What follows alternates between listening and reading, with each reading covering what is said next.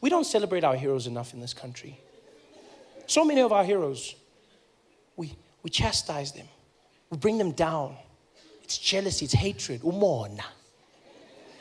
Heroes that we don't acknowledge. Greats. After Nelson Mandela, we always go, nobody else can live up to that. Yeah, but there's small levels of greatness. You don't even have to look far. For instance, our great sign language interpreter. Thamsanqa. Jantjies. The man who made it all happen. Huh? He was there at Nelson Mandela's memorial service. A service that the whole world was watching.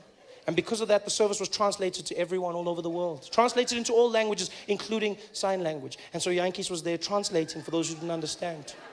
Unfortunately, he also didn't understand sign language. Which is a small problem. A problem that he didn't let stop him, people. Where others see obstacles, he saw an opportunity. People go, he's a con man. He's a bloody, how could he do something so deceitful? Yeah, you gotta go, how could he do something so deceitful? That man, Jantjies, showed something so powerful. He's a role model to the children. Because he showed that you shouldn't listen to what people say you can or cannot do. If you believe in yourself and you work hard enough, anything is possible. People told him his whole life, they're like, Jantjies, you can't do sign language. He was like, we'll see about that. Bitches. And he did it. He did sign language for the most powerful people in the world. Every single one of them, Jantjies was on that stage doing it and doing it well. Nobody even suspected him. Nobody. People were just like, he's doing his thing.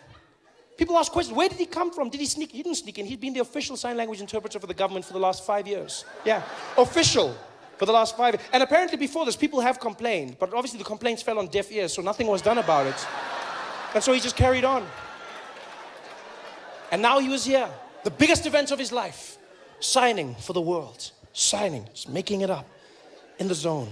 Nobody suspected. I suspected though. I did. No, I did. Let me tell you why. No. Let me tell you why. Not because I know sign language, but because I know my president. And if there's one thing that's specific, is when Jacob Zuma reads a speech, right? Jacob Zuma reads a speech. He's a very deliberate man. He's very calm, very measured. Takes his time. The rhythm is the most important thing. And Jantjies didn't match his rhythm. I knew there was something wrong. You remember this. Zuma was there reading Mandela's Wikipedia page, right? And while he was reading, Jantjies was doing totally different, like the rhythm was wrong. Zuma was there like, and thereafter, Nelson Mandela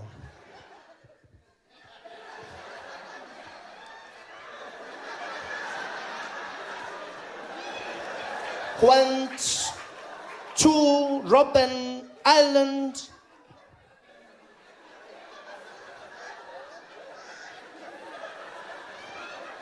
for his imprisonment.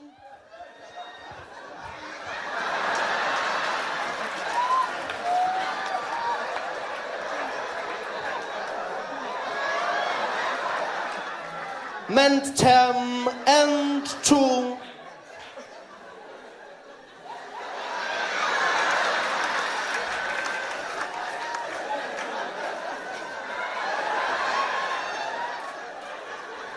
filed for the rhythm didn't match, right? Zuma was on page 1, that guy was on like page 17 or something. It didn't match up at all. It's almost like Zuma was translating sign language for us. That's how slow it looked. Sorry, I haven't practiced, guys. It didn't match up. None of it. But Jantjies did it. He stayed there in the face of adversity and he fought. Yeah. He did sign language for everyone. We've got to ask ourselves questions as well as South Africans. We don't ask enough questions. For instance, did nobody think to ask him how he could speak every single language in the world?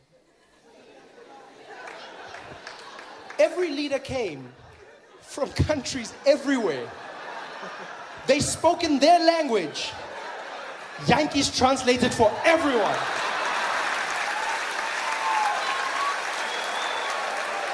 Did nobody stop to ask, Even for a second, the president of Brazil is standing up there. Nelson Mandela está στο pai.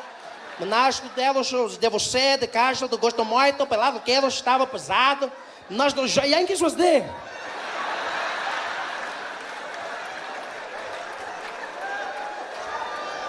Did no one say, hey Yankees, you can speak Portuguese? I'm in the zone, Baba, I'm in the zone. I'm in the zone. Did nobody think to ask? He did sign language for everyone. The ambassador of China was up there. 가도시, 전도이 넬슨 만델라. 다도 입시부 다도 신주의 공고로 빠도시. Yankees was there on the side.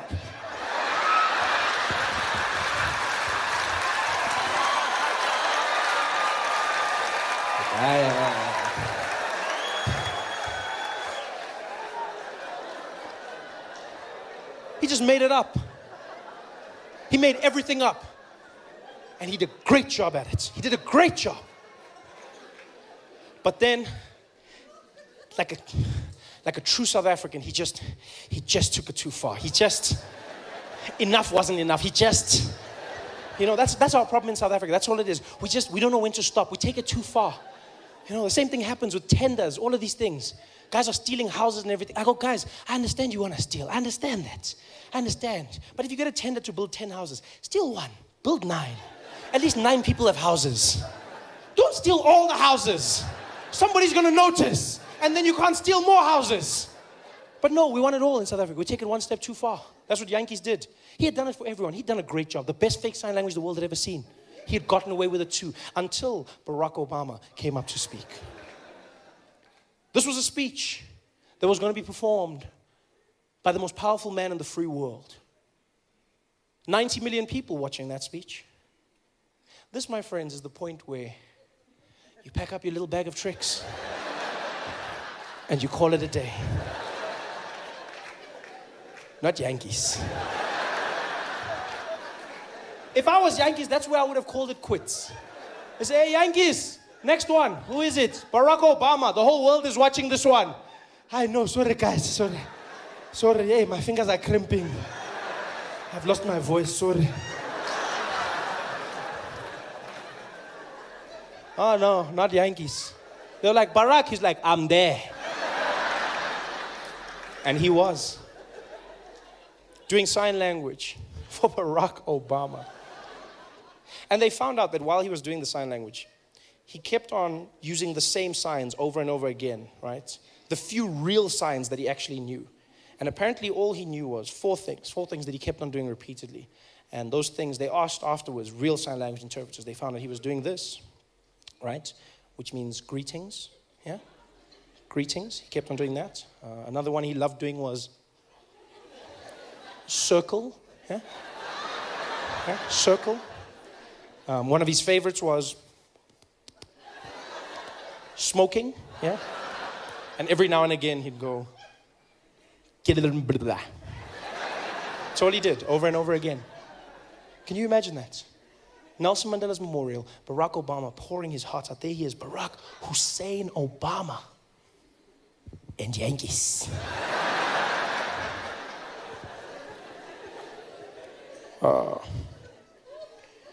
As Americans, Nelson Mandela's a man that showed that through peace, you could free not only the prisoner, but also the guard.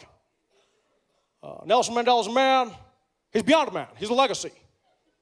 A legacy I could never aspire to be, but we can all look towards. And for me, Nelson Mandela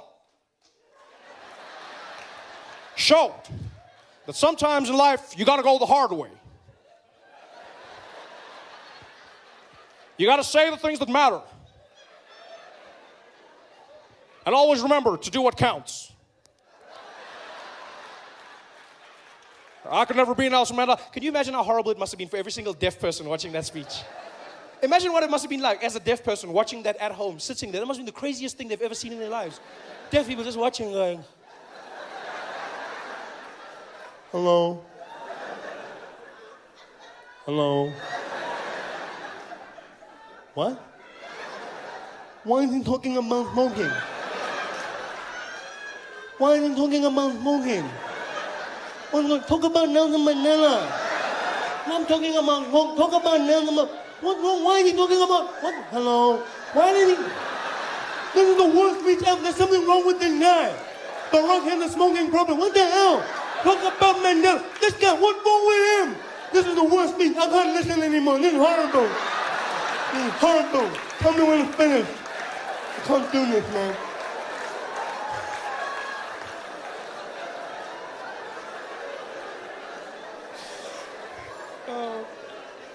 That speech must have been ridiculous. By the way, that's only the second time I've ever told a joke about deaf people, ever. Only the second time. Told one joke when I was starting out in comedy and then I stopped because I believed you shouldn't make jokes about disabled people. It's the wrong thing to do. It's wrong, you know. And I never did it again until one day my life changed. I got asked to do a show in Sun City. I was asked to do a show. Sasol was organizing a going away party for the South African Paralympic team when they were going out to London. And so they invited me. They said, Trevor, we'd like you to come and do a show to perform for Ama Kroko Kroko. We'd like... Oh, you forgot. You forgot that that's the name we gave our Paralympic team. Not a nickname. That was our official name. We had Ama Pogo Pogo, Bafana Bafana, and Ama Kroko Kroko. We called our Paralympic athletes Ama Kroko Kroko, which means the broken things. A bunch of crocs. That is the worst thing you can call a disabled person ever. Ama Kroko Kroko. That is what we call. You got Ama Kroko. That's probably what Riva said to Oscar that night. That's the only thing I can think of. Don't you call Ama Kroko Kroko? Ah! Ama. So anyway, I was doing a show for Ama Kroko Kroko, right? And because I'm there, I did no jokes about disabled people or anything that could be seen as offensive. I did nothing like that. And after the show, I was meeting some of the guys. Everything went well. And one of the athletes came up to me, and I'll never forget this till the day I die. He came up to me, and he was partially deaf. And he introduced himself, and he was a fan, a great fan. And he was like, hey, Trevor. Hey, man, how are you? I said, hey, how you doing, buddy? How are you? Good to meet you. Good. He said, yeah, man, great to meet you. Great to meet you. I'm a big fan. I said, oh, thank you. Thank you very much. Thank you. Thank you. I said, yeah, dude, I love your stuff. You know what? You have subtitles because, you know, sometimes I don't get it because I'm partially deaf. I was like, oh, I didn't even notice. Yeah, it's cool. Yeah, I didn't even know. I just thought you had an accent. That's cool, man. That's nice to meet you. He said, yeah, that's cool, man. I didn't have a question if you don't mind. I said, yeah, go ahead. He said, how come you never tell jokes about deaf people? So I'm sorry, what? I don't tell jokes about deaf people. He said, yeah. How come you never tell jokes about deaf people? I said, what do you mean? He said, well, you tell jokes about everyone. Tall people, short people, black, white, everyone. But I've never heard you tell a joke about deaf people. Why?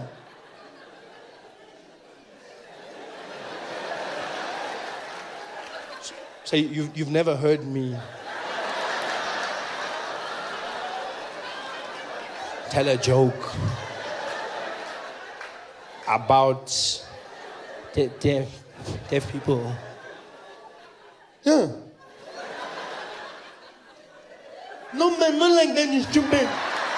No, man, you're an idiot. I said, no, dude, I don't know. I don't make jokes about deaf people. He said, yeah, why not? I was like, because I shouldn't make jokes about deaf people because if I did that, then deaf people would be hurt and they would be offended. Why would we be hurt? It's not like we don't know we're deaf. So I never thought, I thought I was protecting you. Protecting us from what? From nothing.